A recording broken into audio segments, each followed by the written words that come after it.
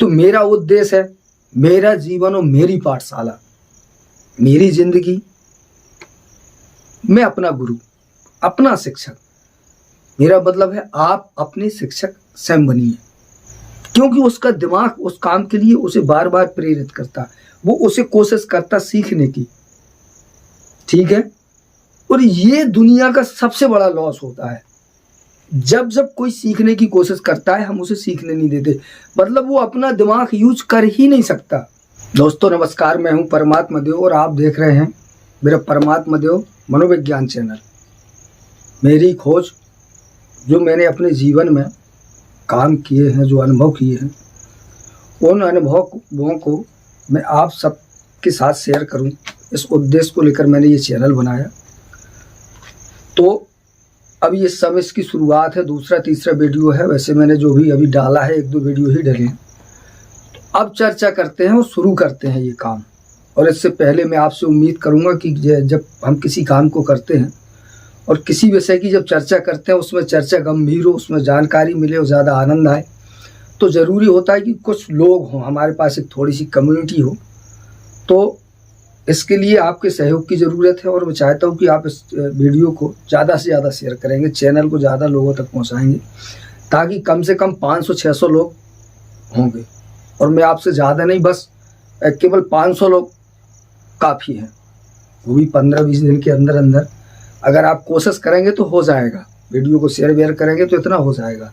और जैसे ही 500-600 लोग होते हैं, समझिए जानकारी निकलना शुरू हो जाएगी, और जो निकल के आएगी वो अकाल्पनिक होगी। तो चलिए शुरू करते हैं।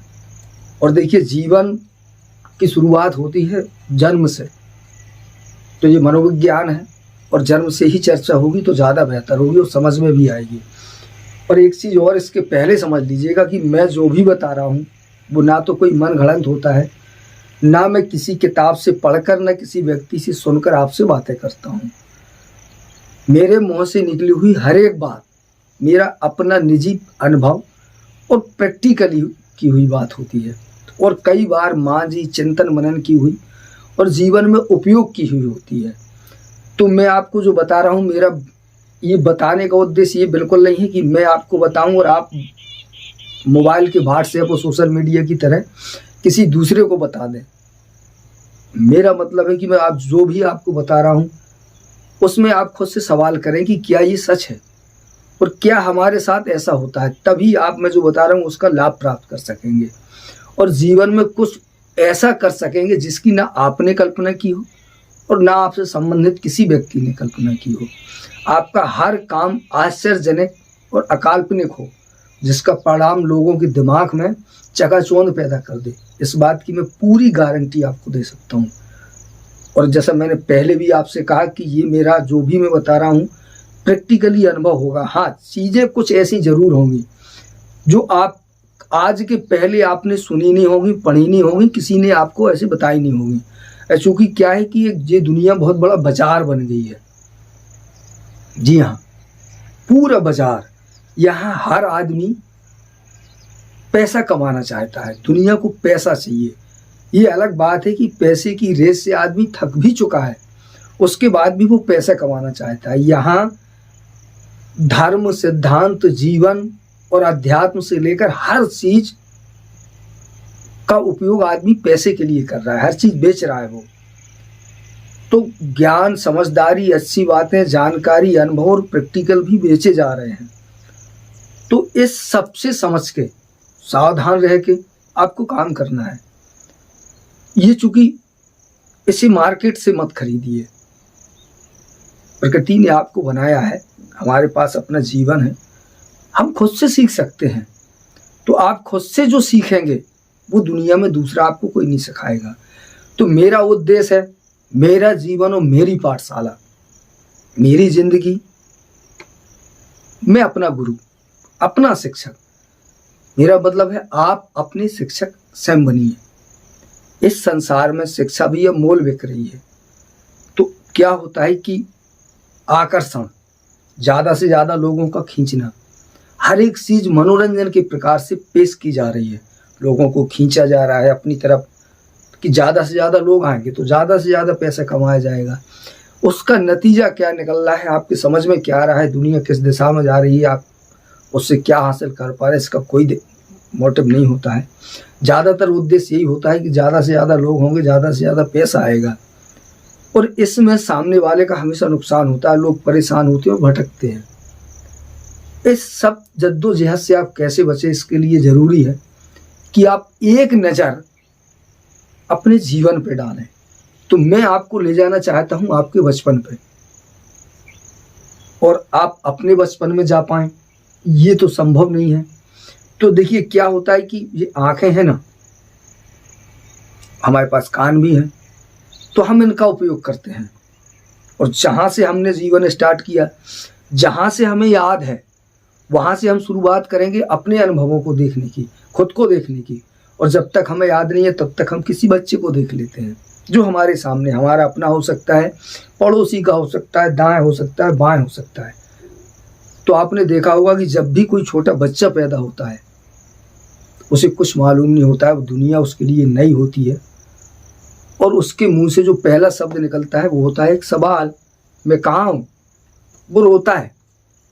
जैसे जैसे वो बड़ा होता है, वो देखता है, चीज़ों को देखता है, इधर उधर देखता है, दाएं देखेगा, बाएं देखेगा, और हम इस माहौल में ढलता चला जाएगा। जैसे ही वो बोलने की कोशिश करेगा, हम उसको बोलना सिखाते हैं, हम उससे कहते हैं माँ, मम्मी, पापा, ठीक है ना। तो वो मम्मी पापा बोलता है, और हम जिसे कहते हैं कि ये बेटा आपकी मम्मी है, ये आपका पापा है, या ये माँ, ये डैडी, तो वो वैसे ही बोलता है।